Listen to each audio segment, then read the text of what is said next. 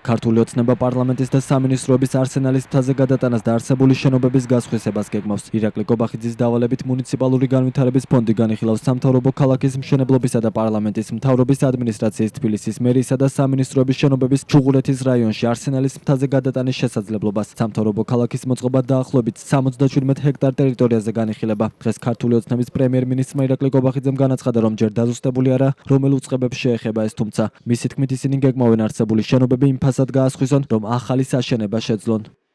ჩვენი საჯარო მოსამსახურეებისთვის შრომის პირობები ხშირ შემთხვევაში არ არის სათანადო, აქედან გამომდინარე, ჩვენ გვაქვს ზოგადად ასეთი გეგმა, რომ ჯერ დაზუსტებული არ არის, რომელ უწყებებს შეეხება, კონკრეტული უწყებების შენობები შეიძლება გასხვისდეს იმისათვის, რომ იგივე ფასად ჩვენ შევძლოთ ახალი შენობების მშენებლობა, რაც ორმაგად უზრუნველყოფს ეკონომიკურ აქტივობას. ხო, ერთი მხრივ ეკონომიკური აქტივობა იქნება ახალი შენობების მშენებლობა, რაც ხელს შეუწყობს ეკონომიკის განვითარებასაც და მეორე მხრივ საინვესტიციო მიზნებით, როდესაც მოხდება კონკრეტული ადმინისტრაციული შენობების გასხვისება, ესეც შეუწყობს ხელს ეკონომიკურ აქტივობას. ანუ ნულოვანი მდგომარეობიდან ჩვენ ორმაგი ეკონომიკური აქტივობა შეიძლება წავახალისოთ ამ პროექტის მეშვეობით, რაც დამატებით შეუწყობს ხელს ეკონომიკურ ზრდას. სამთავრობო ქალაქის აშენების იდეა ქართული ოცნების ხელისუფლებამ 2017 წელს გააჟღერა. გეგმის მიხედვით სამთავრობო ქალაქის აშენება ორთაჭალაში გეგმებოდა, სადაც თავს მოეყრიდა პრაქტიკულად ყველა სამინისტრო ერთეული გამონაკლისების გარდა. 2025 წლის აგვისტოში კი ქართული ოცნების პრემიერ-მინისტრმა ირაკლი კობახიძემ ხელი მოაწერა განკარგულებას, რომლითაც მუნიციპალური განვითარების ფონდს დაევალა, რომ უზრუნველყოს სამთავრობო ქალაქის მშენებლობისთვის საჭირო დეტალური საპროექტო სახარჯთაღრიცხვა დოკუმენტაციის მოსამზადებლად მომსახურების შესყიდვა, მათ შორის ქალაქთმშენებლობითი დოკუმენტაციის მომზადება.